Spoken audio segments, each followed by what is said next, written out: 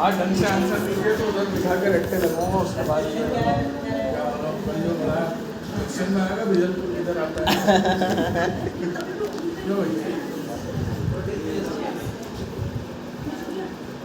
मेरा बिल्कुल एक कल जो पढ़ा है वो आज बताना, अगर दूसरा क्वेश्चन में क्या आएगा बातें करते हो। जैसे मेरे वाला तो मैं पहली बार ही पढ़ा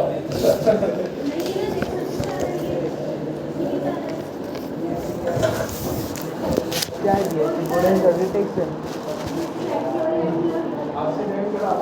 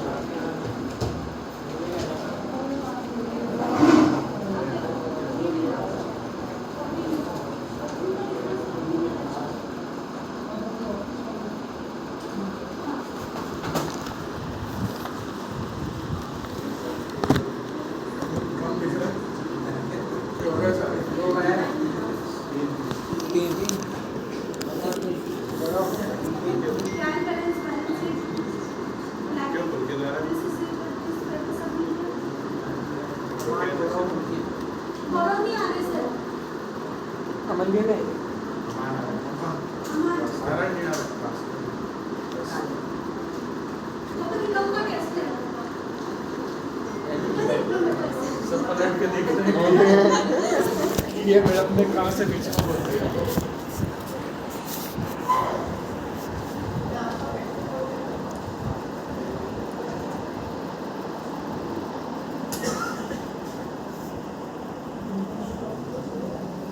इसको 2.5 से 3 का बोला था मैंने।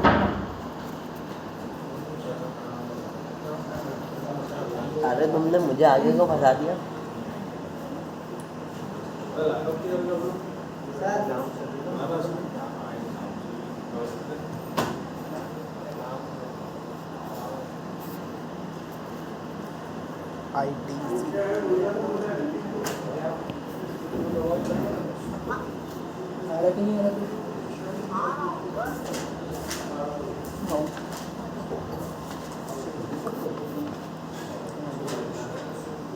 साढ़े 4 बजे तक आते हैं, कल से 4 बजे आऊँगा मैं भी।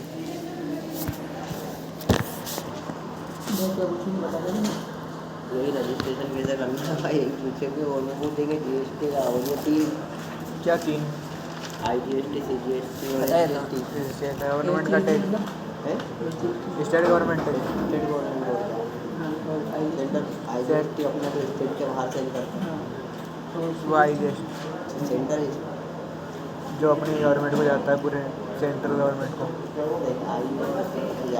SGST स्टेट का, IGST सेंट्रल का। सी में आधा आई में पूरा 18%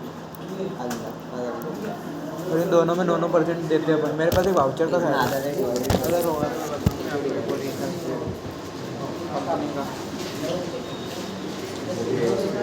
आधा तेरा पूरा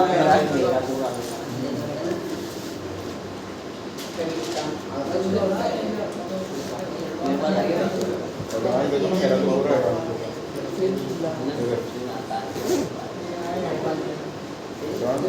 प्रॉपर लिखा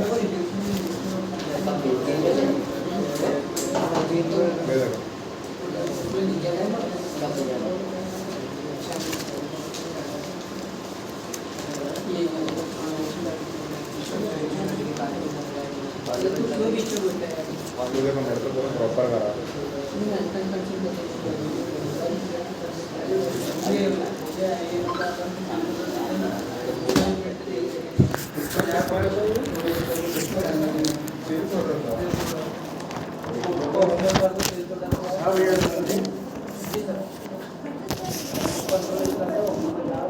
क्या क्वेश्चन क्या पूछूंगा?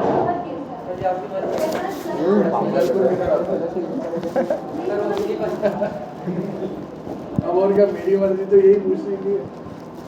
आप बोलो क्या पूछो। हाँ तो ये पहले ही बोल देता, आज टाइम मिला तेरे को मजा नहीं आता। हाँ जीएसटी सेंट्रल और स्टेट गवर्नमेंट का टैक्स है, जीएसटी डिपार्टमेंट हैंडल करता है। यह बिजनेसमैन कोई भी गुड्स या सर्विस परचेज करता है तो जीएसटी इनपुट प्रोवाइड करता है। इनपुट नहीं बोलना उसको, जीएसटी देता है। जीएसटी इनपुट देता है। इनपुट कहाँ से आ गया? जीएसटी देता है और उसकी एंट्री डालता है, एंट्री इनपुट पे डालता है। हाँ। और अगर किसी कस्टमर को सेल्स करता है तो जीएसटी आउटपुट लेता है। फिर आउटपुट लेता है। जीएसटी लेता है लेना तो जीएसटी है और एंट्री देना भी जीएसटी है। और एंट्री आउटपुट इनपुट आउटपुट में तो एंट्री डलेगी ना उसकी। जीएसटी आउटपुट पे एंट्री डालता है। हाँ आउटपुट में से इनपुट माइनस हो जाएगा और जो भी डिफरेंस आएगा वो चालान के रूप में अगले महीने की 20 तारीख तक जमा होगा। Very good. जीती का जीएसटी क्या है?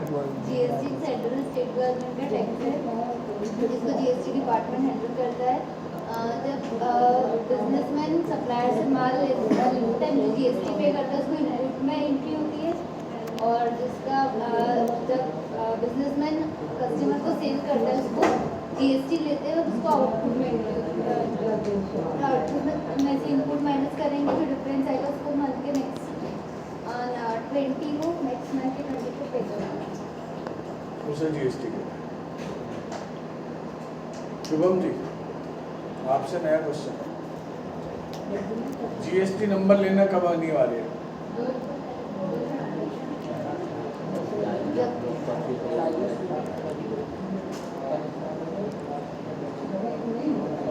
बताया था नहीं बताया था? 40 लाख पर जो है ना उनका तो बिजनेस 20 लाख वाले को भी तो लेना पड़ता। वो सर्विस सर्विस तुमसे पूछ रहा हूँ, उनने भी भरी है फीस। तुमसे पूछूंगा फिर गड़बड़ हो जाएगा। तो जब अपनी बारी आए जब के लिए तैयार हो। तो जीएसटी का नंबर कब लेना जरूरी है? 40 लाख पे तो उसका नंबर वाला जो है उस वाले बिजनेस के लिए वो जो सर्विस देता है उसके लिए 20 लाख। और मैं अगर शुरू से लेना चाहूँ तो ले सकते अपनी मर्जी से 20 लाख और 40 लाख तक और 20 और 40 के बाद गवर्नमेंट के मर्जी से। सिद्धांत जी एमपी के जीएसटी नंबर के शुरू के 2 डिजिट क्या होते हैं?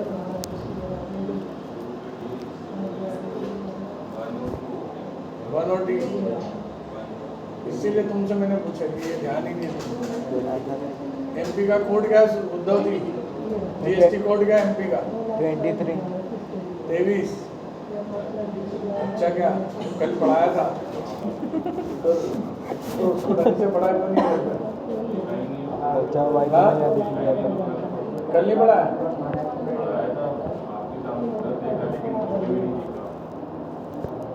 तो कॉपी में लिखेंगे तो ही याद रहेगा, और कॉपी में नहीं लिखा तो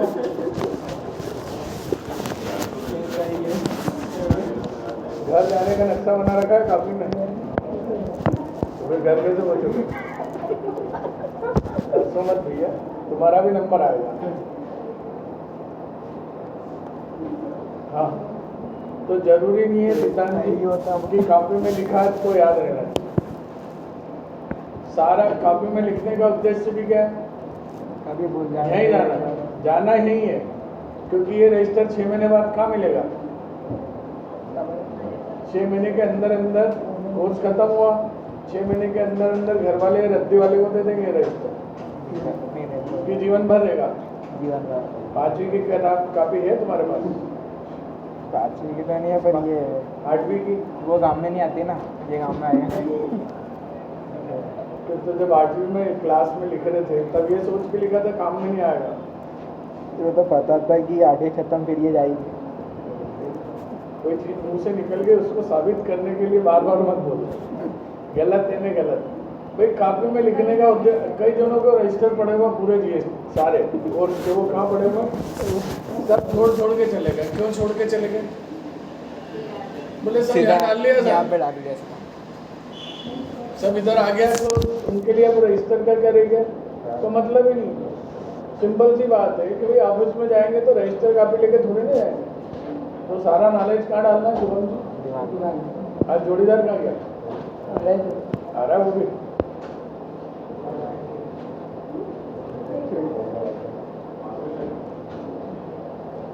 सिद्धांत आईजीएसटी बताओ क्या होता है?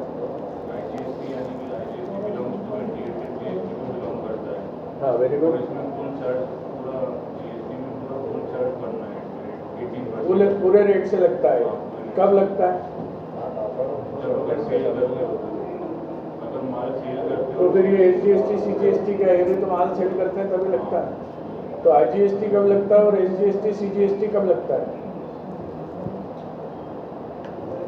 आईजीएसटी कब लगता है ना, जब पूरा एक साथ जैसे कि सेल वो तो एक पूरे रेट से लगता है, मगर लगेगा कब? कंडीशन क्या है उसकी? अगर सेल हाँ और ये फिर एसजीएसटी सीजीएसटी ये भी तो सेल। तो तीनों में फर्क क्या है? एसजीएसटी में पड़ेगी कि एसजीएसटी और सीजीएसटी में हाफ चार्ज लगता है, half at the rate charge लगता है। आईजीएसटी में फुल चार्ज लगता है। ये बड़ा इंटर क्या है? इंटरेस्ट और ये क्या है? ये दोनों में क्या फर्क है? सेंट्रल है और ये पूरा कॉम्बिनेशन है, कंबाइन है कौन सा सेंट्रल है? वाला सीरीज इंट्रा स्टेट यानी मध्य प्रदेश के अंदर एमपी के अंदर। हाँ। और इंटर स्टेट यानी एमपी के सेकेंड दूसरे स्टेट, तो आईजीएसटी कब लगेगा? जब दूसरे स्टेट में सेल हो। एमपी के बाहर माल बेचेंगे। और ये दोनों कब लगेंगे? एमपी के अंदर आगे थोड़ा अध्ययन कर लो। ये तो क्या जबरन हंसेंगे ये लोग, इससे हालांकि अपने को फर्क नहीं पड़ना चाहिए। मैं हूं ना तुम्हारे साथ, तुमको टेंशन।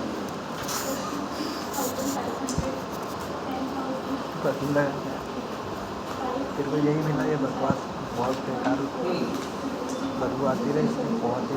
गुरु जी नंबर लेना क्या क्या लगेगा जीएसटी का और कैसे लेंगे? उसको ऑनलाइन अप्लाई कर सकते हैं। कहाँ पे जाएंगे? गवर्नमेंट जीएसटी पोर्टल पोर्टल है हाँ। gst.government.in gov.in। कैसे अप्लाई करेंगे? अपना होम के पड़ोस में सर्विस है, सर्विस के उसमें न्यू रजिस्ट्रेशन में जाना है। हाँ। न्यू रजिस्ट्रेशन के अंदर तो उसके साथ कागज भी तो तैयार रखना पड़ेंगे। हाँ उसकी पीडीएफ बना के हमें उस पर डालना पड़ेगी स्कैन करके। नगर निगम लाइसेंस, गुमास्ता लाइसेंस हाँ। और अपना मेमोरेंडम रहेगा, अगर प्रोप्राइटर नहीं रहेगी तो। मेमोरेंडम और पार्टनरशिप डीड सब लगेंगे।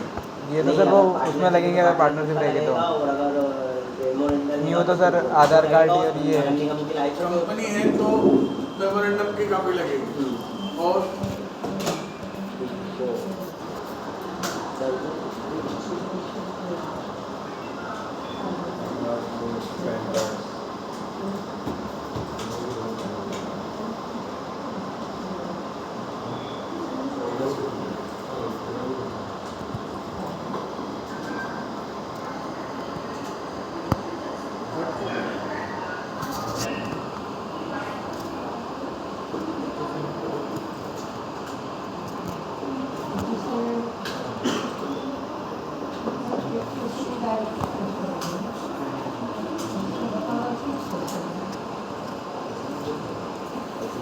ये इतना बड़ा क्यों दिख रहा है भाई?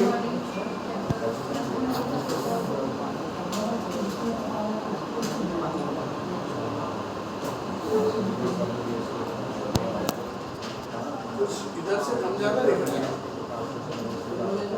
मुझे, बड़ा बड़ा सा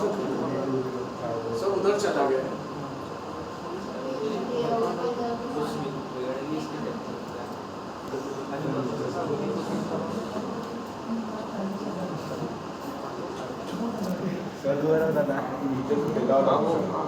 अच्छा ये जेम पार्क तो अलग सा दिखा, आदत इसमें पढ़ाने की। तो कहाँ तक आ गए थे भैया? IGS बाकी जिससे आज पूछा नहीं वो अपने आप को विद्वान नहीं समझे, कल उनसे पूछूंगा। पार्टी GST यूं नहीं सोचे बच गया मैं, हम बच गया आज तक। कल अपना नंबर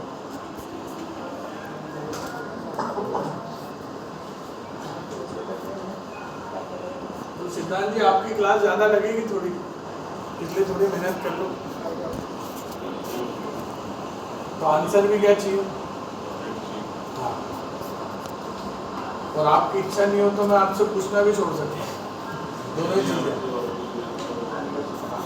नहीं कर सकते हो। मतलब मेरी क्लास है तो मैं तो दादागिरी भी करता हूँ। हाँ यूँ बोल रहा हूँ। नहीं मेरा तो सीधा सिद्धांत है, जो कमजोर है उससे ज़्यादा पूछो तो अपने आप ही क्या करेगा, वो तैयारी करके आएगा। तो यहाँ तक आ गए थे हम। आगे अंदर तेरा इच्छा दिखा HSN कोड GST के प्रैक्टिकल करने के पहले आपको क्या करना पड़ेगा? तमाम ये चेयर ले लो थोड़ा सा।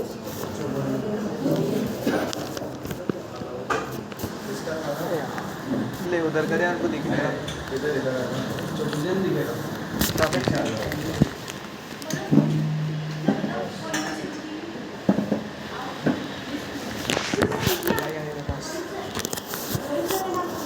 जैसा मैंने पहले बताया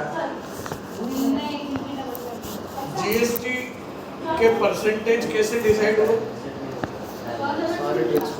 मिला के भाई किसी पे वेट 5% था और एक्साइज ड्यूटी 12 थी, वो काय में आ गया 27 प्लस CST 1% और प्लस इंडी टैक्स 1% 29 हो गया। तो उसके ऊपर क्या कर दिया? वैसे GST डिपार्टमेंट के लिए भी नए लोग नहीं रखे गए। भाई एक्साइज ड्यूटी खत्म हो गई बिजनेस पे, तो सेंट्रल एक्साइज वाले क्या बेरोजगार हो जाएंगे? क्या करा फिर उनको? GST डिपार्टमेंट वेट वाले फ्री हो गए, कमर्शियल टैक्स वाले इनको भी क्या कर दिया? जैसे वेट जितना हैंडल करना है अल्कोहल और पेट्रोल पे, तो उतने कर्मचारी उधर रहने दिए, बाकी सब उठा के कहाँ लिया? GST वैसे एक्साइज वाले आज भी पेट्रोल और उस पर एक्साइज भी लगती है, तो उनके लिए जितने रखना है उतने रख दिए, बाकी उठा के। तो नए कर्मचारी अधिकारी नहीं रखे गए। कमर्शियल टैक्स डिपार्टमेंट और एक्साइज डिपार्टमेंट को मिला के क्या बनाया? GST। ऐसा का ऐसी नियमों में भी ऐसे ही हुआ। GST में क्या है, कुछ वेट के नियम है, कुछ सर्विस टैक्स के नियम है, कुछ एक्साइज के नियम। तो ये जो HSN कोड है इसका उपयोग पहले एक्साइज डिपार्टमेंट करता है, इसका उपयोग एक्साइज डिपार्टमेंट करता है। अब ये कहाँ से आया, उसके लिए थोड़ा सा हिस्ट्री में जाना पड़ेगा कि एक्साइज डिपार्टमेंट क्या काम करता था, कैसे करता था। इंडिया में किसी भी वस्तु पे पहली बार एक्साइज ड्यूटी कहाँ और कब लगी?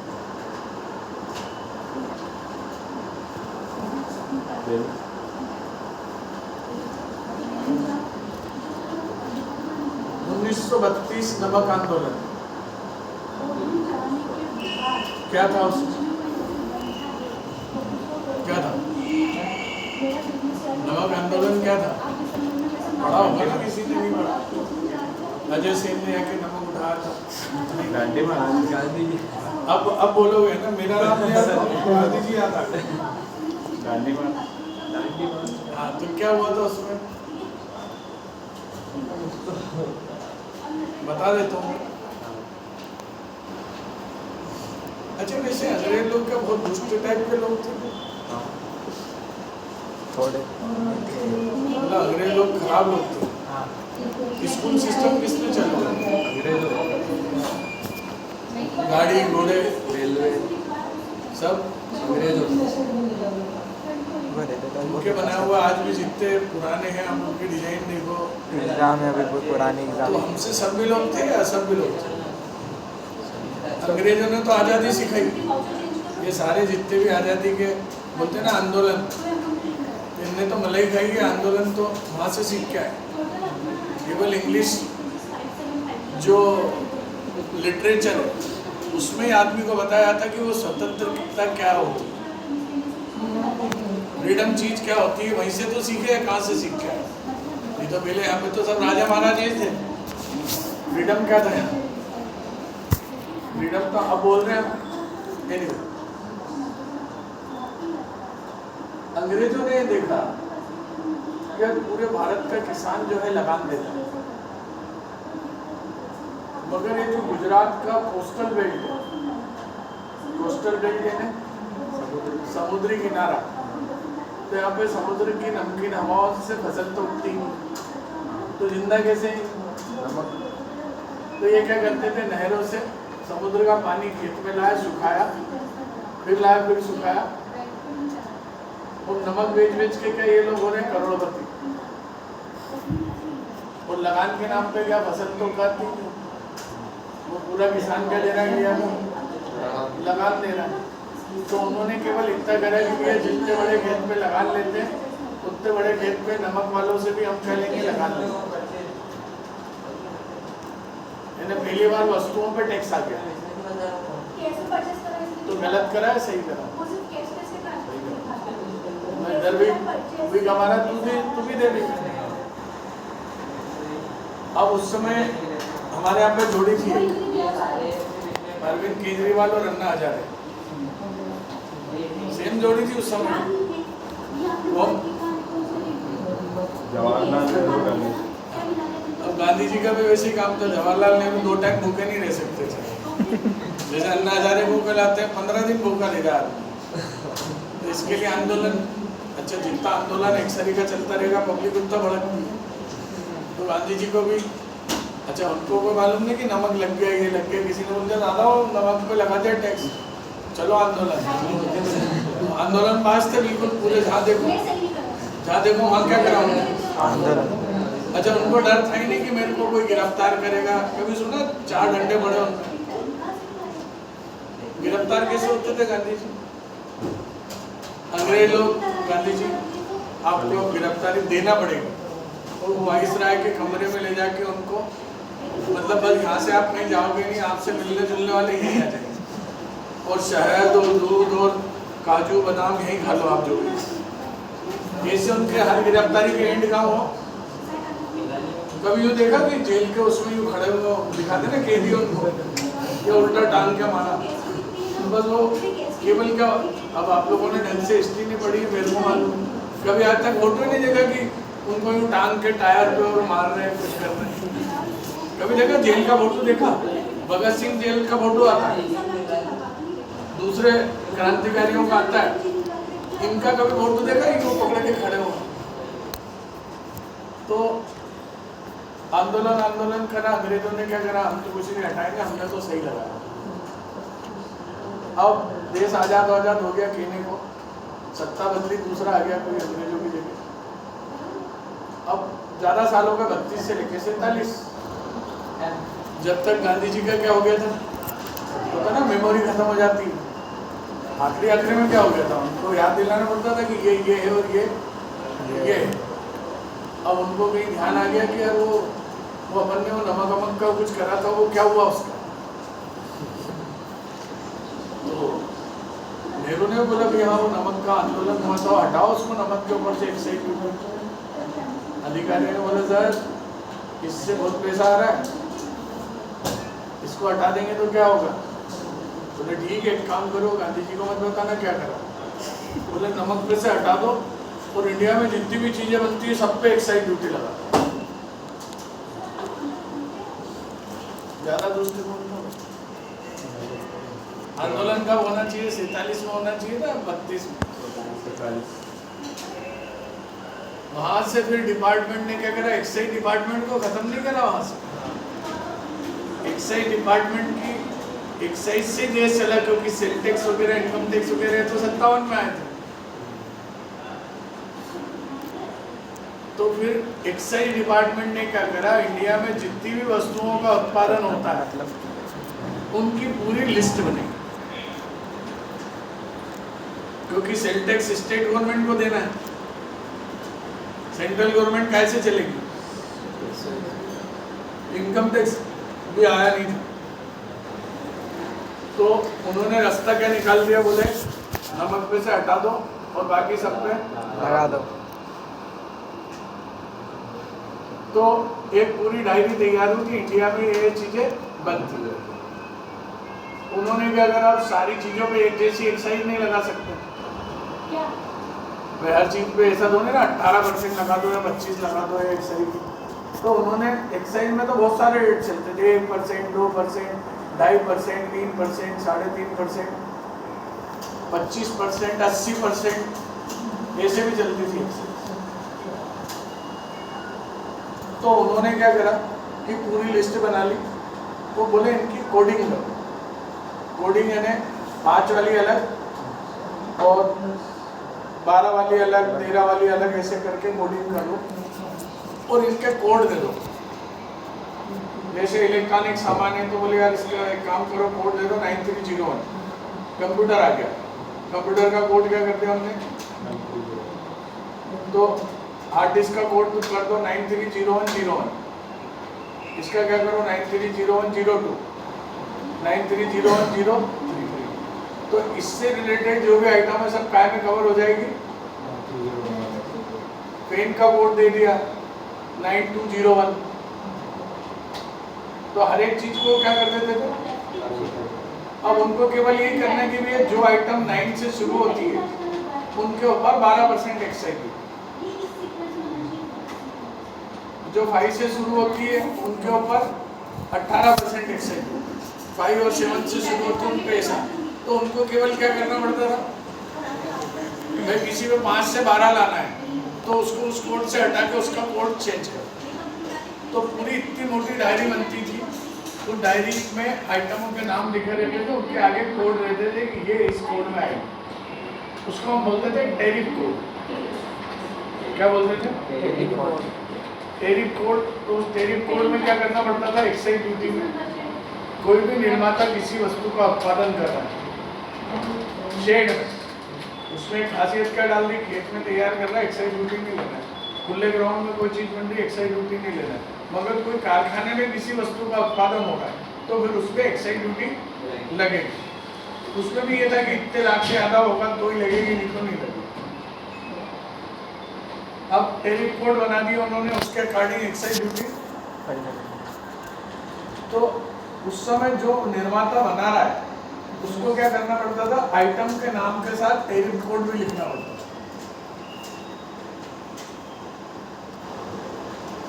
अगर टैरिफ कोड लिखा हुआ नहीं मिला तो उसका सामान जब्त हो जाता है, क्योंकि टैरिफ कोड में कुछ भी गड़बड़ कर सकता है, आइटम का नाम कुछ भी चेंज कर सकता है। 2004 तक टैरिफ कोड बढ़िया चला, एक्साइज ड्यूटी तो चलता नहीं। और 2004 के पहले तो एक्साइज यानी शेर, कोई भी फैक्ट्री वाला जो है दुनिया में किसी से इतना नहीं घबराता था जितना एक्साइज के इंस्पेक्टर से घबराता। सेंट्रल गवर्नमेंट का टैक्स था, आय का यही साधन उनकी, इसको इतना भयानक कर दिया था एक्साइज ड्यूटी को कि पूरी एक्साइज का आपको रिकॉर्ड अलग रखना पड़ेगा, एक्साइज का बिल अलग बनाना पड़ेगा, एक्साइज का आपको हर चीज अलग से देना पड़ेगी।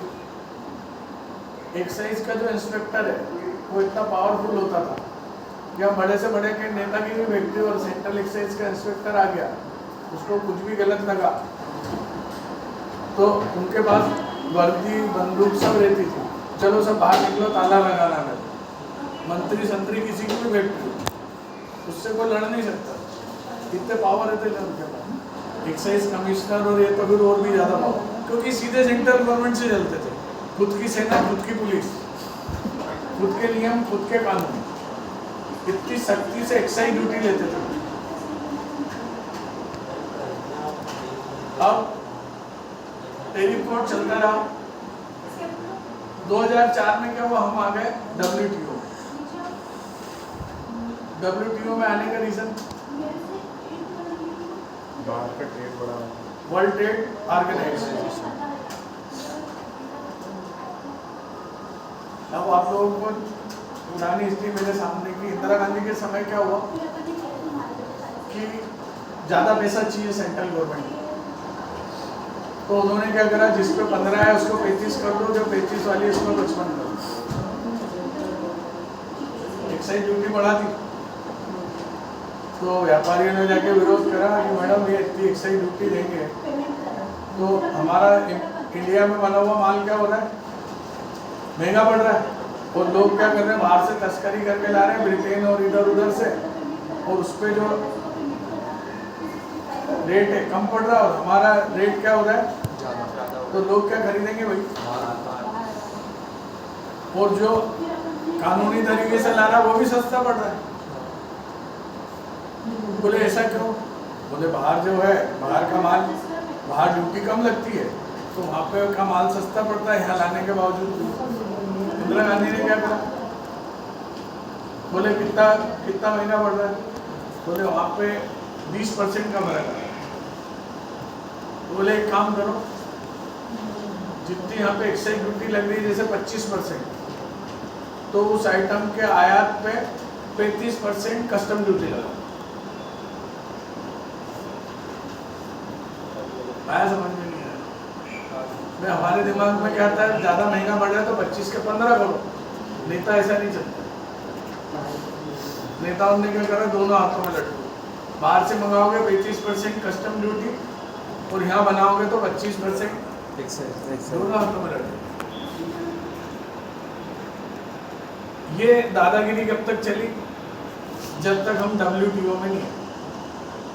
WTO में मनमोहन सिंह लेके आए हमको, उसमें कंडीशन क्या थी, जितनी आपके यहाँ इंडिया में एक्साइज ड्यूटी होगी उससे 1% भी ज़्यादा कस्टम ड्यूटी आप नहीं लो। 140 देश हैं इसमें, वो उन्हीं से व्यापार करते हैं जो WTO में रजिस्टर्ड है, अदरवाइज उनसे व्यापार भी नहीं करते। अब उसकी वजह से क्या हो गया, 140 देशों में इंडिया भी ना उनको माल घर भेज सकते ना उनसे, तो उसकी वजह से क्या हुआ, WTO में आए तो हमको क्या खोलना पड़ा फिर,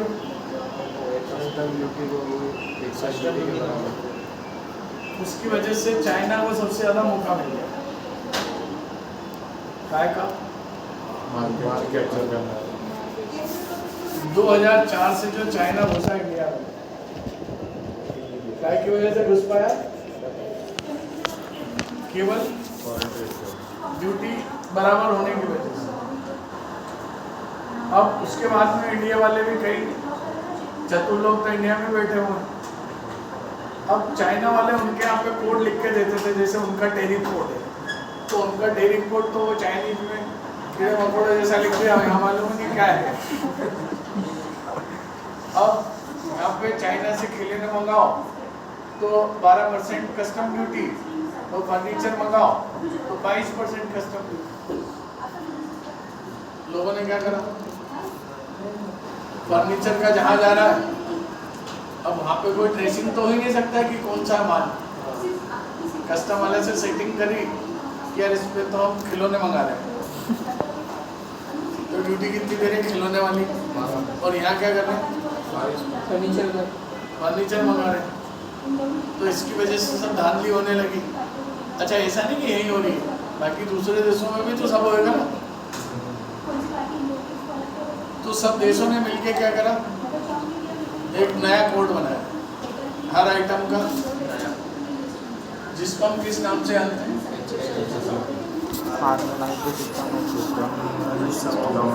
तो अब फर्नीचर पे चाइना वाले भी कोई कोड लिख के देंगे जो इंडिया में लिखा है। अब ऐसा नहीं हो सकता याला कोड डाल के याले में मंगा लो,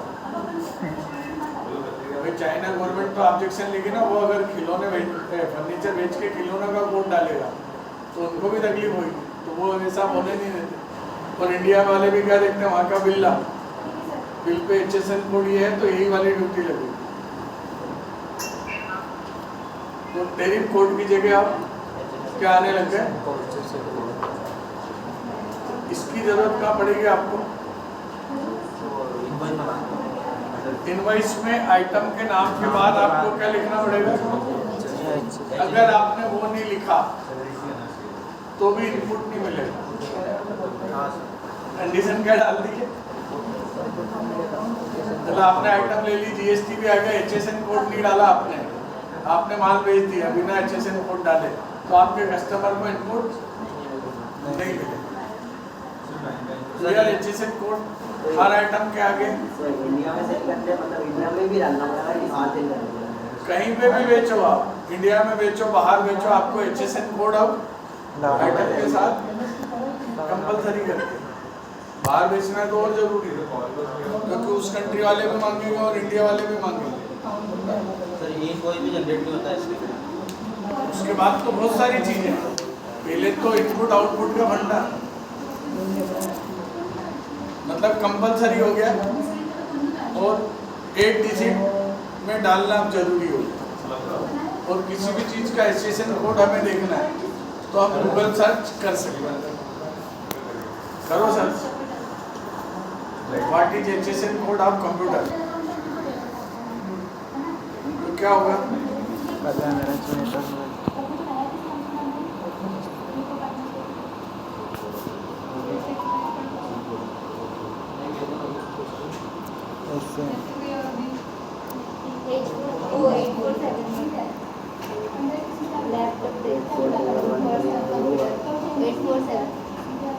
और आगे के डिजिट है 84713019। हार्ड डिस्क का कोड देखोगे तो 8401 कुछ आगे और कुछ आ जाएगा। 845959। हाँ, टोटल 12 डिजिट का होता है, मगर अभी 8 डिजिट लिखना जरूरी। और अंदर जाओगे तो आ जाएगा ज़्यादा। इसके पहले 6 डिजिट कंपलसरी करे थे, अभी मेरे ख्याल में 8 डिजिट कर दिए कि इतने तो डालने हैं। क्लियर?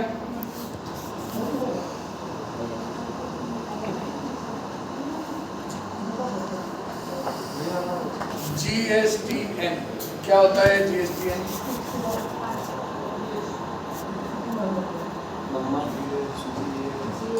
लिखा तो है यहाँ पे। GST का पूरा नेटवर्क है, मतलब ये पोर्टल बोलते हैं इसको, साइट नहीं बोलते। क्या बोलते हैं? पोर्टल। क्यों?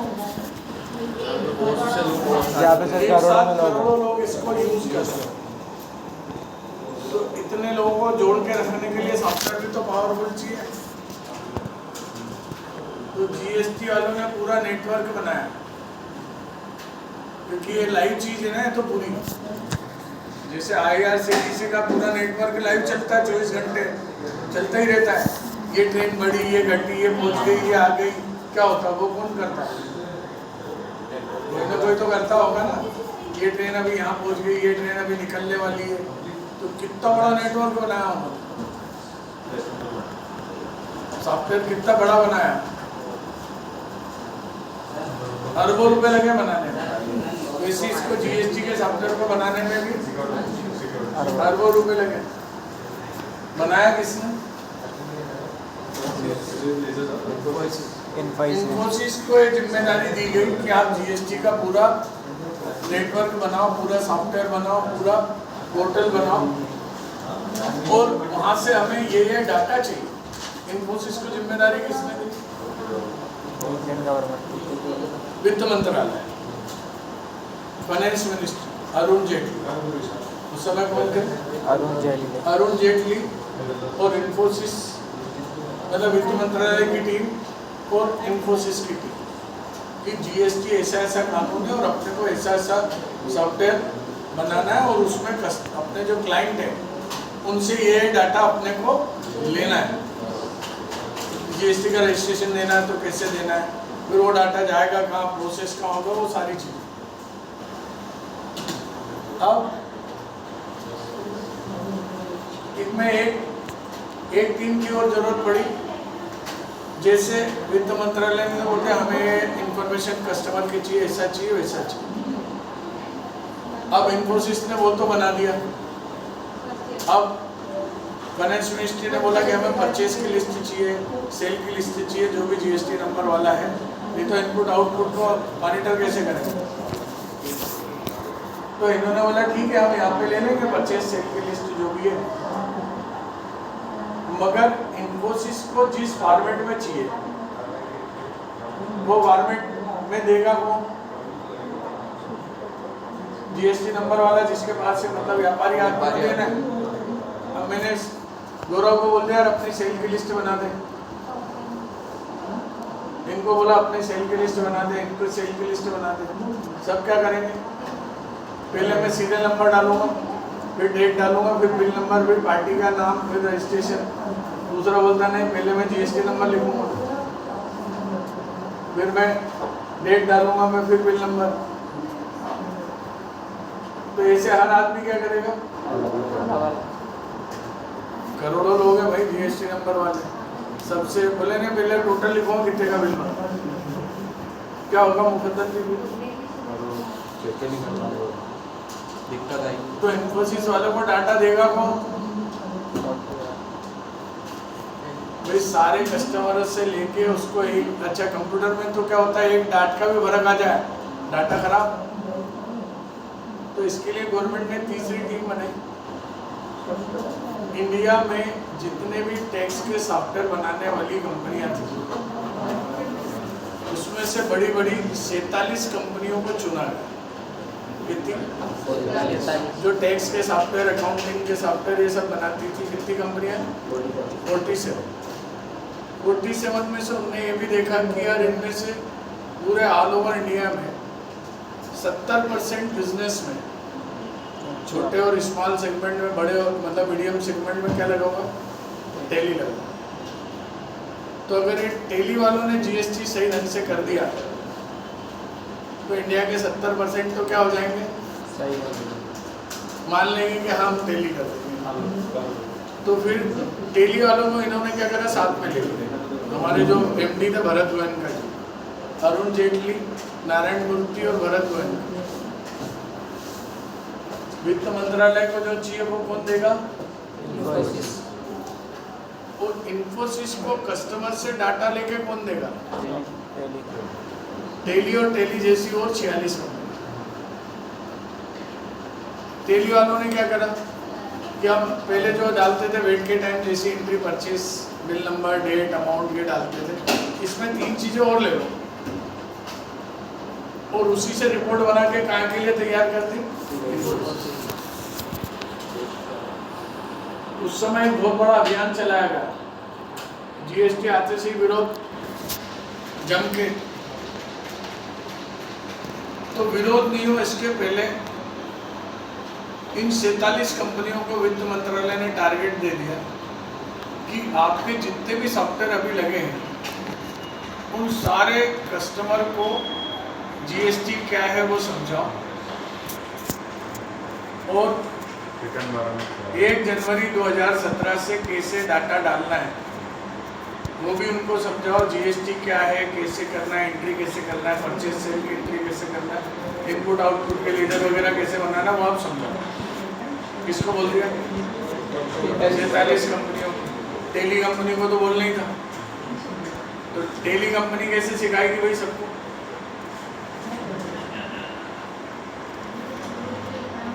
टेली ने सारा लोड कितने पे डाल दिया? टेली के डीलर हो गए भाई। टेली उनने थोड़ी ना बेचा, टेली तो हमारे जैसे लोगों ने बेचा ना। तो टेली कंपनी ने भी हमारे माथे डाल दिया कि तुम्हारे आज तक जितने कस्टमर है सबको बुलाओ और सिखाओ जीएसटी क्या है। उसके पहले क्या हुआ, हमारी ट्रेनिंग में भोपाल में, बेंगलोर में जीएसटी क्या है, वहाँ से एक ऑफिसर आया कि आपको जब सिखाना है तो पहले हम 2-3 सेमिनार हम ले लेंगे, वहाँ पे बता देंगे, आप भी सीख लेना। सब ट्रेनिंग वगैरह होगी। तो इसी के नीचे की क्लास में क्या करा था मैंने, 1 जनवरी 2017 से रोज कस्टमर को बुलाते थे शाम को और 2 घंटे क्या काम। अच्छा घोषणा हो गई थी कि 1 अक्टूबर 2016 से जीएसटी लगेगा। फिर क्या हुआ, 1 अक्टूबर से नहीं लगेगा, तैयारी नहीं हुई इसकी, इन्फोसिस की, तो बोले 1 जनवरी से लगाएंगे। फिर तैयारी नहीं हुई तो 1 अप्रैल से लगाएंगे। फिर 1 अप्रैल को भी नहीं लगा, फाइनली जाके कब लगा, 1 जुलाई 2017 से चालू। और इधर हम काय में लगे हुए हैं, जो मैं आज पढ़ा रहा हूँ वो पढ़ाना मैंने कब चालू कर दिया था, 1 जनवरी 2017। होटलों में सेमिनार लो, खर्चा आधा टेली देंगे, आधा तुम लो, यहाँ पे सेमिनार करो। रोज क्या काम, रिपोर्ट, पूरे फोटो खींच के कितने कस्टमर आपने टेली से जीएसटी में कन्वर्ट कर दिए। रोज रिपोर्ट जाती थी हमारी, सर आज 50 करे, आज 25 करे, आज इतने कर दिए, इतने टेली बेचे। एक और घटना में उस समय हमारे से संबंधित कि हमारे यहाँ पे ऑफिसर आया, मैं तो भोपाल में और बेंगलोर में ट्रेनिंग हो गई कि जीएसटी ऐसे इनपुट आउटपुट वो सब हो गया। अब वैसे दूसरे डीलरों को भी ट्रेनिंग हुई, हमारे यहाँ वो ऑफिसर आके बताने लगा ये ऐसा और वैसा और वैसा। अपने कस्टमर क्या बोले, तुम्हारे ऐसे अजय सर नहीं पढ़ाएंगे तो हम नहीं पढ़ेंगे। अब इंदौर में क्या कोई भी डीलर ऐसा नहीं था जो पढ़ाता भी हो और बेचता भी हो। और अपन जैसे भाई सेमिनार कैसा ऐसे ही होता है, यूँ बस 15-20 की जगह 40-50 बैठे रहते, और वो कौन से रहते हैं, उनको व्हाट इज अकाउंटिंग नहीं पढ़ाना रहता, उनको तो सीधा जीएसटी शुरू करा उनको कि वही समझाता क्या था, यही कि भैया जो वेट लगता था अब वेट की जगह क्या आ गया, जीएसटी आ गया। तो इसमें ऐसा होगा, ये दोनों चारों पांचों मिला के ऐसा पूरा यही सेम टू सेम। तो जितने सेमिनार मैंने लिए उसमें पहले ही सेमिनार में अधिकारी को क्या बोलते हैं, मैंने कहा तुम ढेर दो यार, तुम्हारे को बताना आ नहीं रहा, मैं बताऊँ। बाद में अधिकारी सेमिनार खत्म होने के बाद क्या बोलता है, मेरे को आपसे सीखना पड़ेगा। तो पहले सेमिनार से मैंने क्या करा, अब जब 1 जुलाई को हल्ला मचा तो भैया उसके पहले मेरी क्या हो गई, रेपुटेशन बन गई थी कि ये खुद पढ़ाता, मतलब टेली के सॉल्यूशन भी देगा और टेली भी ये इससे ही खरीदो। और दूसरों से क्या, टेली का अधिकारी बता रहा है इसमें ऐसा होगा ऐसा होगा, डीलर बता नहीं पा रहा है, तो मैं क्या कर रहा हूँ, दोनों का भाई इसमें मेन चीज़ क्या चाहिए कि कोई दिक्कत आए तो ये सॉल्व कर पाएगा या नहीं कर पाएगा, तो मैं ही बताने वाला और मैं ही बेचने वाला। तो इंदौर में सबने मिलके जितने नहीं बेचे थे 1 जुलाई से 31 मार्च तक उतने अकेले कॉमर्स कंसेप्ट में बेचे 1250 Tally. India number 1, MP number 1। India में कौन सा नंबर आया था कॉमर्स कंसेप्ट का? इतिहास में पहली बार और आखिरी बार आया। उसके बाद तो 150-200 ही चल रहे हैं हर साल।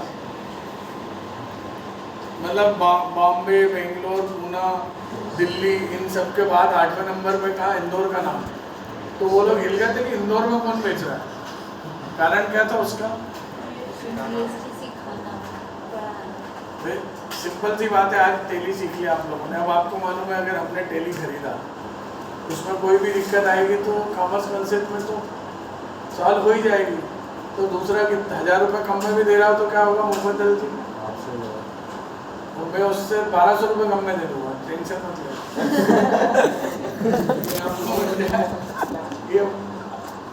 ठीक है, मेरे स्टूडेंट के लिए तो कंसेशन ही डेली खरीदना हो, जब भी कुछ करना हो तो। और ये भी मालूम है कि अपने को तो लॉन्ग लाइफ क्या होगा, सर्विस। सर ये इनवॉइस नहीं बन रहा है तो डबल ड्यूटी हो गई ना। स्टूडेंट को तो आना ही चाहिए और कस्टमर को भी आना ही चाहिए। तो जीएसटी जो टेली कंपनी है, ये 47 कंपनियों को क्या बोला जाता है? जीएसटी सुविधा प्रोवाइडर। ये एंड पॉइंट है, कस्टमर से इंफॉर्मेशन लेने का क्या है, एंड पॉइंट। कस्टमर है ना, जो भी जीएसटी नंबर वाला है उसका एंड पॉइंट क्या है, टेली। और टेली डाटा बना के किसको देगा? इन्फोसिस को। और इन्फोसिस उसका एनालिसिस और रिपोर्ट बना के किसको देगा? गवर्नमेंट। क्लियर? तो अब आप लोगों को क्या करना है? जीएसटी का प्रैक्टिकल थ्योरी पार्ट 1 हो गया। अब प्रैक्टिकल पार्ट 1 ये तो अपन इधर क्या होगा, भरते जाएंगे और उधर तो प्रैक्टिकल पार्ट 1 चालू करो। कंपनी बना लो, सारे लेजर बना लो। लेजरों में कहाँ पे जीएसटी नंबर डालना है, कैसे डालना है वो बता देते हैं आपको, ठीक है?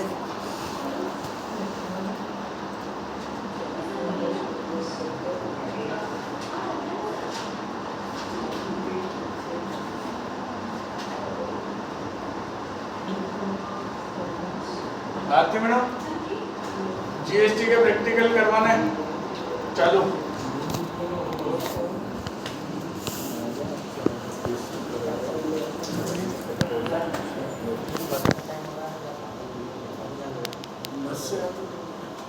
लाइट से चलो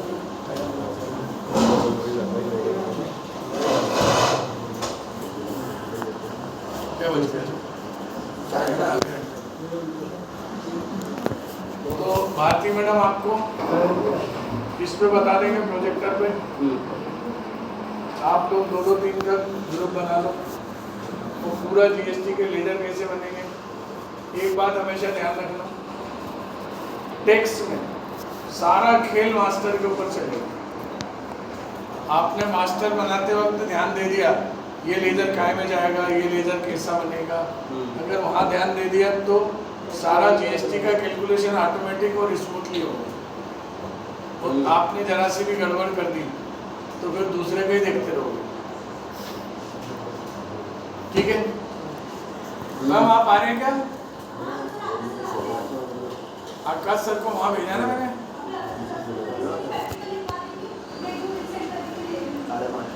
तो मैं लिखवा दूं क्या? मैं लिखवा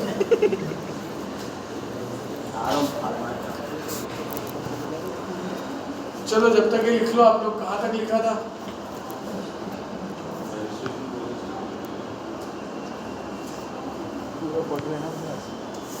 ये हो गया था? हाँ ये भी हो गया, लिखे है दूसरा का भी हो गया, ये भी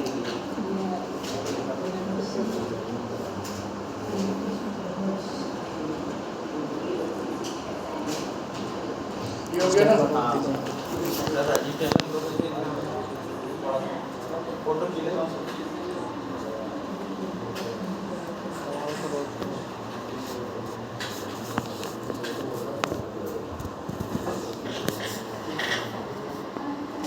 सबने लिख लिया रजिस्ट्रेशन प्रोसेस? कितनी लिखे? अनिल जी आपने तो नंबर ही ले रखा, आपको लिखने की आवश्यकता नहीं। लिखो 2 मिनट में। एचएनएस लिखना है क्या? हाँ? एचएनएस ये तो लिखना पड़ेगा ना, एचएसएन कोड वाली लाइन भी। फोटो है अपने पास?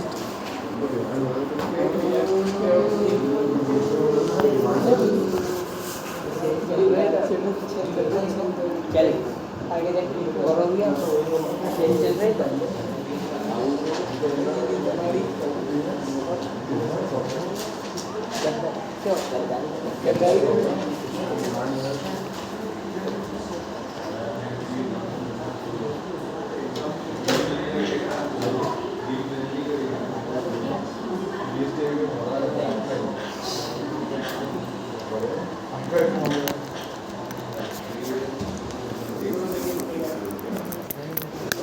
पहले बात पूरा में एक बार है इसका मेल कर दो, मेल हो ही नहीं रहा। अरे ग्रुप पे भेज देंगे आपको ग्रुप में ऐड कर लिया एक है हमारा टीम। लाओ पेन ड्राइव ये निकाल लो, उसमें होगी है हेलो अरे नो भेज दो यार, अरे भैया नो भेज दो बस। कोचिंग पे वो कोचिंग पे फोटो है ना, घर पे लिखेंगे आराम से। इसके अंदर कहने के मैसेज हाँ बोले ना, अरे मैं अभी सेंड करूँगा ना, फिर से करेगा वो।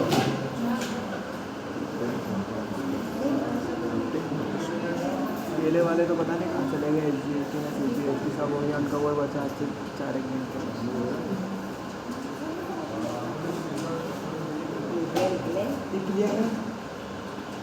अनिल जी जिस रास्ते से चल रहा है तो एक दिन बुरा फंसे।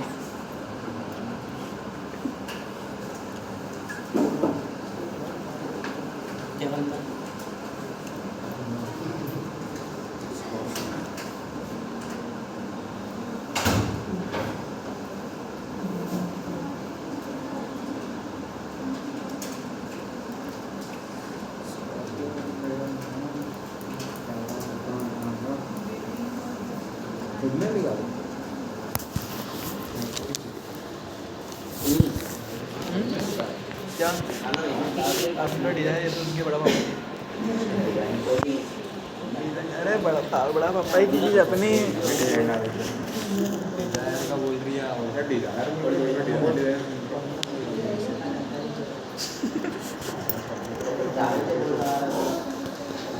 अरे सब मतलब सबकी है, ऐसा कुछ नहीं है कि उनकी है तो वही चलाएंगे, पार्टनरशिप की है सबकी।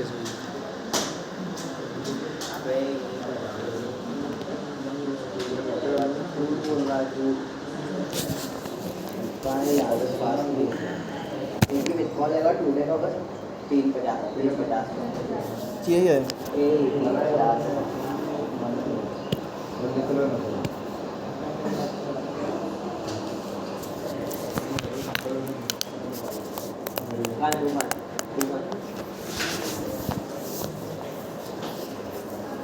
अरे मैं पार्टी में जाना था, बर्थडे पार्टी।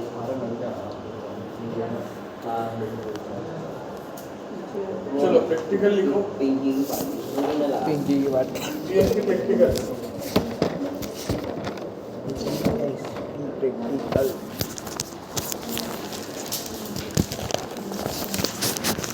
F11 कितने होते हैं F11 टैली? अकाउंटिंग का F11, इन्वेंट्री का F11 और स्टेटरी F11। सेटिंग की बात कर रहा हूँ, फीचर। फीचर में जाएंगे, क्या करेंगे? हाँ लिखो इसमें GST प्रैक्टिकल में फर्स्ट पॉइंट।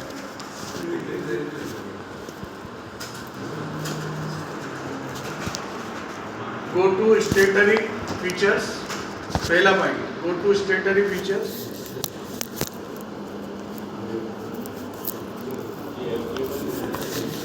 स्टेटरी फीचर्स में चले जाना, गो टू जाएंगे हम, statutory features, set yes to GST। वहां पे जाके GST को क्या करना है? यस करना है। जैसे आपने यस करा उसके नीचे वाली लाइन में आएगा सेट GST डिटेल, उसको यस करेंगे।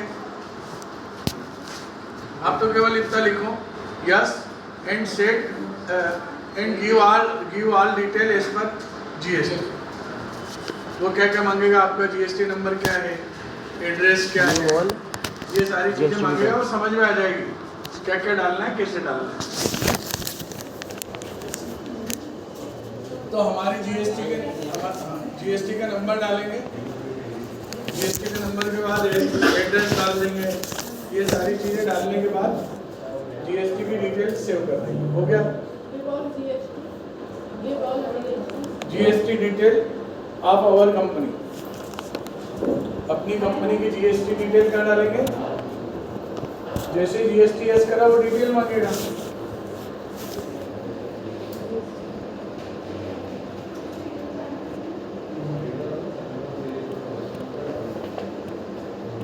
ये डिटेल पूरी सेट करना है, क्या क्या पूछेगा, क्या क्या सेट करना है, तो आपको समझ में भी आ जाएगा। और भारती मैडम प्रैक्टिकल कराएगी, जब वो करवा भी देखेंगी तो मैं करवा वहां से सेट कर दिया। उसके बाद GST कहाँ पे लगेगा? आइटम पे तो पहले आइटम बनाए, लेजर बनाए। लेजर कौन कौन से बनेंगे? पहले परचेज सेल के तो लेजर बनाओ। पहले क्रेडिटर और डेटर्स के लेजर में भी जीएसटी लगेगा। भाई पार्टी को लेजर बनाओगे, वहाँ पे जीएसटी नंबर डालना, उनकी डिटेल डालना पूरी। पूरी डिटेल। अब वो ऐसा नहीं कि कंट्रोल ए कर दिया, एक्सरसाइज नंबर 8 कंट्रोल ए खत्म। एड्रेस कुछ नहीं। एक एक चीज जो जो पूछी जाएगी सब डालना है। अगर आपको जीएसटी की प्रैक्टिस सही ढंग से करना है तो क्या करना है? पिन कोड नंबर भी डालना है। दूसरा, पार्टी का जीएसटी नंबर गलत डाला, टेली हाथों हाथ बता देगा गलत नंबर है।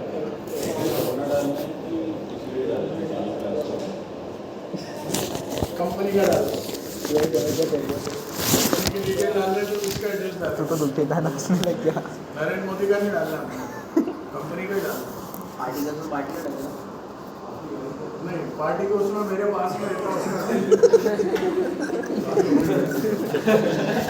नहीं तो उसके बाद क्या यूज़ अगर तो पार्टी का बिल बनाएंगे तो उसका एड्रेस डालेंगे और पड़ोसी का डाल देंगे।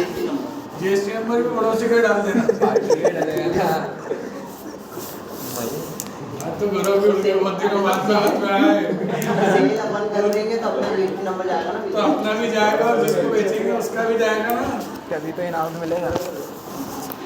भाई कौन से जीएसटी नंबर वाले ने कौन से जीएसटी नंबर वाले को बेचा, ये दोनों डालना पड़ेगा। एक से काम हो जाएगा, एक से काम हो जाएगा। एक से काम कब होगा? जब नगद सेल करेंगे। मेरे को आगे मेरे का नंबर ही नहीं है तो उसको मैं मना करते बेचने से। लेकिन अब जिसका नंबर नहीं है उसका नंबर उसके बाद जीएसटी नंबर तो भी उसको उधार वाले में डालना पड़ेगा। जीएसटी में दो टाइप के कस्टमर होते हैं। एक होता है B2B कस्टमर, एक होता है B2C कस्टमर। B2B कस्टमर कौन से कहलाते हैं? सर बिजनेस टू बिजनेस, मतलब जो बेचा वो भी आगे बेचेगा। हमने जिसको बेचा है वो इनपुट लेगा। हाँ, मेन बात क्या होगी उसमें? अब मैंने नकद बेचा और वो इनपुट लेगा तो कौन सा कस्टमर है? B2B की B2C? नकद बेचा मगर वो इनपुट लेगा B2B। और उधार बेचा है वो भी इनपुट लेगा। चेक से बेचा है मगर इनपुट नहीं लेगा। B2C। आगे समझ में मेन चीज। तो B2B की डिटेल अलग बनाना है और B2C की अलग बनाना है। आगे जाके क्या बनाना है, कैसे बनाना है हम देखेंगे। ठीक है, तो पहले बनाओ आप परचेज रजिस्टर, परचेज अकाउंट बनाना है। लिखो इसमें क्रिएट लेजर बाद परचेज। परचेज में दो लेजर बनाना है। कौन से दो लेजर?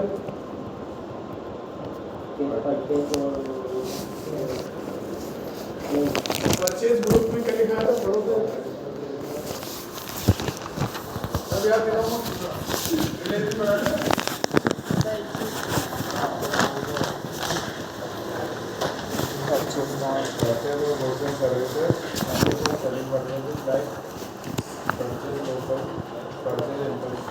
आ गया समझ में?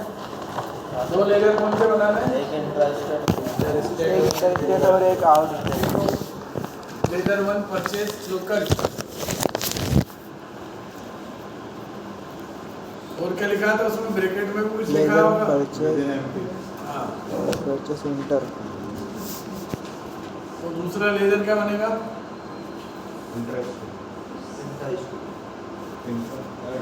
आउटर। इंट्रा यानी with in MP, inter state यानी आउटर।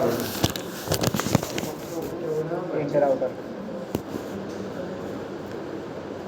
परचेज के दो बन गए तो बना लो इंटर स्टेट। जीएसटी वालों को दो अलग अलग डिटेल चाहिए। एमपी के अंदर माल कितना खरीदा और एमपी के बाहर से कितना लिया। उसके बाद क्या है लेजर? Create sales laser.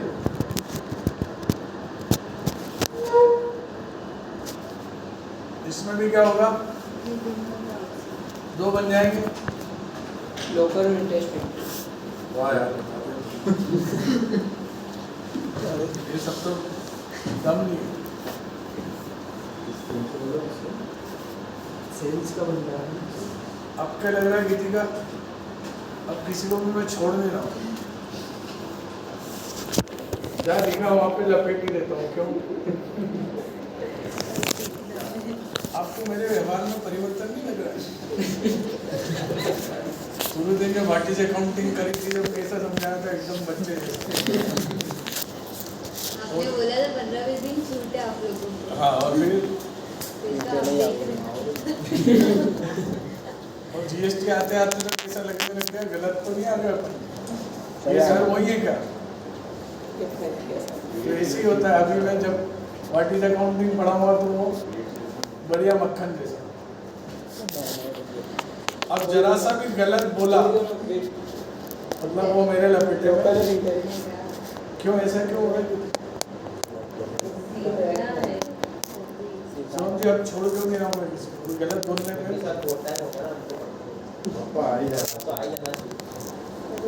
जितनी भी गलती करने का अधिकार है इस क्लास में कर लो। ऑफिस के अंदर एक जरा सी भी गलती आप लोगों ने करी, मेरा नाम खराब हो गया। तो गलती करने का अधिकार अब आपका क्या हो गया? तो अब आदत डाल दो बिना गलती के काम करने। क्योंकि बिजनेस में कोई भी बिजनेसमैन गलती करने वालों को रखता ही नहीं आजकल। आजकल का बिजनेस क्या बोलता है अमन भाई? मेरे यहाँ गलती करके सीख के मत आना गलती करना। तुम्हारा घर का बिजनेस नहीं करता, कौन संभालता है? मेन कौन देखता है? पापा। तो जैसे ऑफिस जाते हो आप, तो पापा रहते कि बॉस हो जाते हैं? भाई घर का बिजनेस है तो आपको डांटते नहीं होंगे? डांटते हैं। अच्छा नौकरों को ज़्यादा डांटते हैं, आपको ज़्यादा डांटते हैं? क्यों? क्योंकि नौकरों को ज़्यादा डांटा भाग जाएगा। नौकर का गुस्सा भी इधर निकल जाता है। अरे तो इसलिए क्या है, तो जिनका बिजनेस है वो भी गलती नहीं करें और गलती से भी गलत नहीं बोलना है। एक तो काम के मारे वैसे ही परेशान है और ऊपर से अपन पूछ रहे हैं कि ये पापा बिजलपुर किधर आएगा? काम कर रहे हैं जीएसटी का और पूछ रहे हैं क्या और बता रहे हैं क्या? क्या होगा गुरु जी? मेरे जैसे ही होगा फिर आपसे। मैंने अब आपको क्या इधर उधर जाने का अधिकार नहीं है। जो टॉपिक चल रहा है जो बताया बस उसी लाइन लेंथ में घूमना है। तो आप जरा सी भी मिस्टेक करी किसी ने तो मैं बॉस जैसे ही रहूँगा। फिर मैं आपकी रिहर्सल करवा रहा हूँ। क्या करवाना पुलकित जी? कि आने वाला बॉस कैसा है। भाई अब कोर्स खत्म हो जाएगा और 15-20 दिन मान लो, 15-20 दिन बाद कहाँ जाना बॉस के अंडर में? तो यहाँ से निकले हुए को गलती करने का अधिकार नहीं। इतना आप लोगों को ट्रेन करा, इतनी मेहनत करी आप लोगों के पीछे, और आप लोग अगर अभी भी गलती करते हो तो भाई जिसकी फीस मिलना थी मेरे को तो मिल गई। अब आप लोगों को इतनी मेहनत करने का मेरे को क्या फायदा? और शुरू में जितनी नहीं कर रहे थे उससे ज़्यादा अब लग रहा है, नहीं लग रहा? क्यों बदल? अब हमारा क्या फायदा? भाई अब मेरा स्वार्थ ये है कि आपको काम करते हुए देख के कोई पूछे कि कहाँ से पढ़ेगा, आप बहुत अच्छा है, तभी तो आएगा ना मेरे यहाँ। वो जो जॉब करने वाले हैं वो ज़्यादा सैलरी कमाएंगे तो लोग पूछेंगे गोरो यार कहाँ से सीखा है? अच्छा गलत करा तो भी मुझे कहाँ से सीखा है? पूछेगा एक ही वर्ड। हाँ तो मेरे को कौन सा एक्सप्रेशन चाहिए मन में? मतलब मेरा अगला फायदा तभी, भाई तुम्हारे अकेले एक बार फीस देने से मेरी क्लास थोड़ी ना चलेगी। मेरी क्लास कैसे चलेगी? तो आप लोग अच्छा काम करोगे, लोग आपसे पूछेंगे, फिर आप क्या बोलोगे? सीखना ऐसा तो वहीं जाना और कहीं मत जाना। वो बोलेगा फीस ज़्यादा है वहाँ पे, तो बोले मेरे पास में 94 में 3000 में हो रहा है। फिर क्या होगा? क्या बोलना है उसको बताओ। तो 3,000 वाउचर क्या होता है ये भी नहीं आएंगे। पता चलेगा। वो 3 में जा, 10 में जा, वहीं जाना, इसके अलावा। काम चला वरना कोई फायदा और नहीं। ये भी दे रहा हूँ मैं गारंटी आपको, आपसे ज़्यादा नॉलेज वाला जो कहीं और सीखा हुआ है, बस कर रहा है वो तो ठीक है, ज़्यादा रहेगी उसको, मगर कहीं और सीखा हुआ है तो ना तो वो आपका टैली में हाथ पकड़ पाएगा, ना अकाउंटिंग में हाथ पकड़ पाएगा, ना जीएसटी में, ना टीडीएस में, मतलब जो है सीखा उसमें आप मास्टर हो। इससे ज़्यादा नॉलेज वाला आपको कहीं से सीखा हुआ मिलेगा ही नहीं। ज़्यादा नॉलेज वाला है तो बहुत से टाइम से काम कर रहा है, फिर भी दिख रहा है टैली में बहुत मास्टर है, तो फिर उससे पूछो तू कहाँ से सीखा, तो क्या बोलेगा?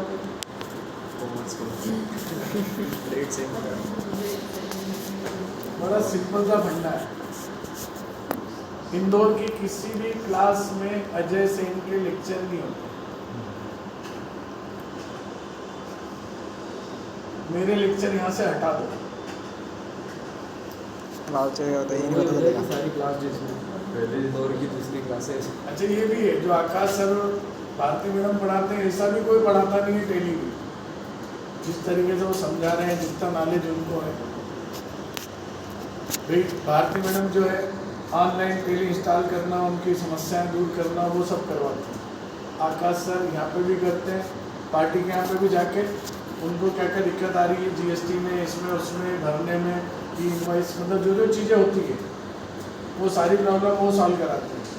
इंदौर की किसी भी टेली क्लास वाला टेली नहीं बेचता। अब टेली नहीं बेचता है तो कौन सा नॉलेज है? जो उसने एक बार सीखा वही चलता रहे। टेली जीएसटी में रोज परिवर्तन आ रहे हैं और रोज जीएसटी में टेली में भी चेंजेस आ रहे हैं। हम क्या सिखाते हैं शुरू में? जो लेटेस्ट वाला चल रहा है, मतलब आप जो सीख रहे हो वो आज वाला टेली जो चल रहा है वही टेली आपको मिल रहा है। और वो क्या सिखाएगा? ERP 9 भाई कई लोगों से आप बोलोगे ना हमें टेली प्राइम सीखना है, प्राइम में दम नहीं, ERP 9 सीखना, क्या बोलेगा वो? और ERP 9 सिखाएगा अनिल जी, क्या होगा? भाई अनिल जी ने टेली खुद खरीद रखा और टेली चलाते हैं,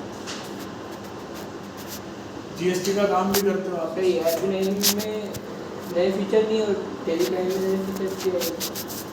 भाई अल्टो आ गई थी 2003 में, उसमें हैंडल है कांच चला के, हाँ राई पावर बेटा। तो बलेनो में बटन दबाओ ऊपर नीचे सब कैसे होता है। तो कोई भी बिजनेसमैन जो है वो कौन सी गाड़ी लेगा? बलेनो। मतलब ऑटोमेटिक वाली लाइव चलती है। जीएसटी का काम करना है तो उसको लाइसेंस भी लेना पड़ेगा और उसको हर साल अप टू डेट भी कराना पड़ेगा, क्योंकि भाई नियमों में परिवर्तन आ रहे हैं जीएसटी के, तो नए नियम काय में डालेंगे टेली वाले? पुराने में। पुराने वाले भी बिकते हैं अभी भी, पुराने वाले भी चलते हैं। 1-2 महीने से ज़्यादा पुराना नहीं बिकता टेली। भाई टेली 2 महीने पहले जो आया था और समझ लो 8 दिन पहले जो आया, तो 2 महीने वाला इसलिए खरीदते कि जैसे 8 दिन पहले वाला अभी आ गया था एक टेली प्राइम का रिलीज 3। अब रिलीज 3 में क्या हुआ, उनसे गलतियां हो गई, उनने 2 चीज़ सही करी तो 8 चीज़ें बिगड़ गई। 15 दिन तक हम परेशान हो गए, कस्टमर बार बार हमने 3 कर लिया तो हमारे यहाँ ये नहीं हो रहा, हमारे यहाँ वो नहीं हो रहा। फिर उसका रिलीज लेके आया 3.1, सारी गलतियाँ सुधारी। तो हम भी यही बोलते हैं 1-2 महीने पुराना ही यूज़ करो, एकदम लेटेस्ट यूज़ कर लिया और कुछ बिगड़ गया। भाई टेली वाले भी भगवान थोड़ी ना, उनने प्रोग्रामिंग करी, एक प्रोग्रामिंग सही करने का है, दूसरी 8 जगह की बिगड़ गई। भाई एक कमांड गलत हुई है, बड़ा इम्पैक्ट आएगा। कल लेक्चर लूंगा मैं आपके,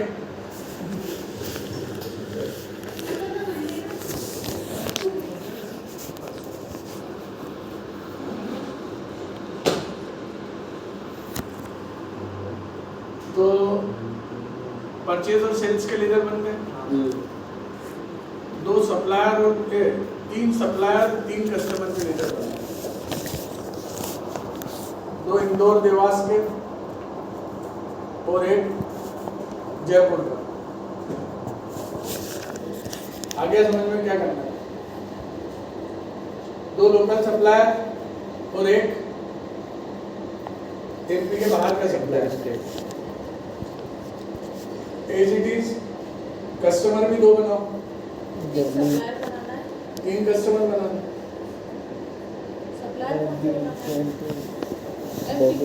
दो एमपी के, उनमें एमपी का एड्रेस डाल देना, पिन कोड डाल देना। एक आउट ऑफ एमपी का कोई सी भी जगह का बना लेना।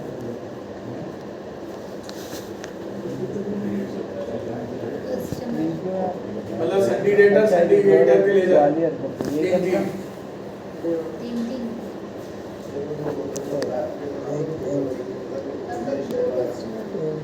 कुछ भी डाल दो। Delhi paint company Indore, Rajesh trading company Ujjain, Mahesh trading company Jaipur, Delhi, कुछ भी डाल दो। 3 बाहर के बनाने हैं और 3 लोकल बनाने हैं।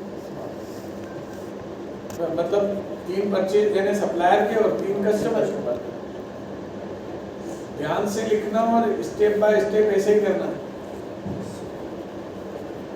3 सप्लायर में से 2 तो एमपी के बनाना है और एक बाहर का। वैसे ही तो इससे खरीदेंगे भी वैसे ही ना, बाहर वाले से इंटर स्टेट खरीदेंगे, लोकल वालों से इंट्रा स्टेट खरीदेंगे। तो सिंडिकेटर के 3 लेजर, सिंडिकेटर के 3 लेजर। और क्या के बनाना है?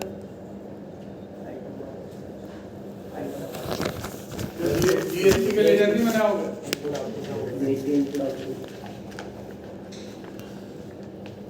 3 लेजर इनपुट के, 3 आउटपुट के। कौन कौन से?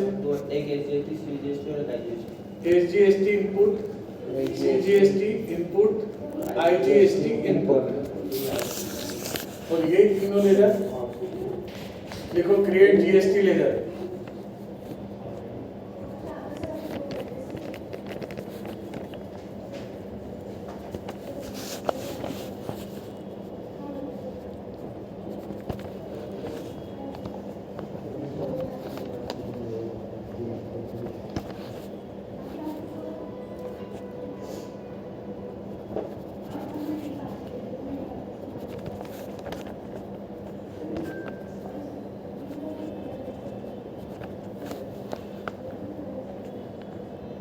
कस्टमर में एक लेजर ऐसा भी बनाओ जिसका जीएसटी नंबर नहीं रहेगा।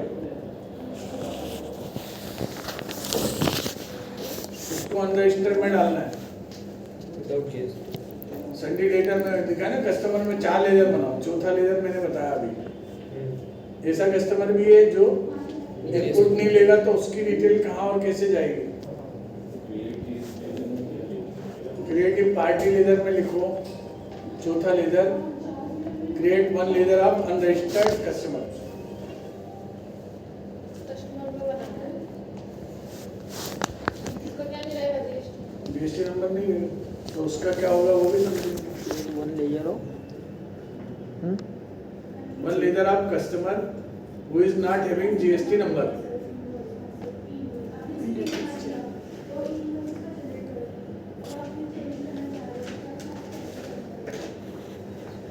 अब बनाओ आइटम मास्टर। 2 आइटम मास्टर बनाने। मैं लिख दिया था।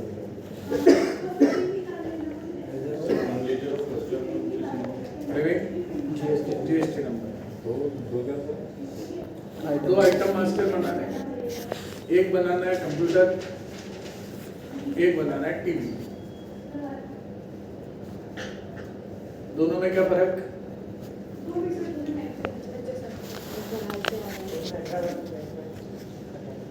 समझा? तो एक ही बिल में दोनों आइटम बेचना है आपने। हो गया। तो हो जाएगा, वही करना है। इसीलिए भाई हम तो अलग अलग परसेंटेज वाली एक ही बिल में बेचेंगे ना, तो वो कैसे होगा वो भी तो समझेंगे। तो 2 आइटम मास्टर बन जाएंगे, जीएसटी के लेजर बना ही दिए। और क्या करना है? और ये प्रैक्टिकल करोगे आप लोग कल 5 बजे। और क्या बोल रहे हो?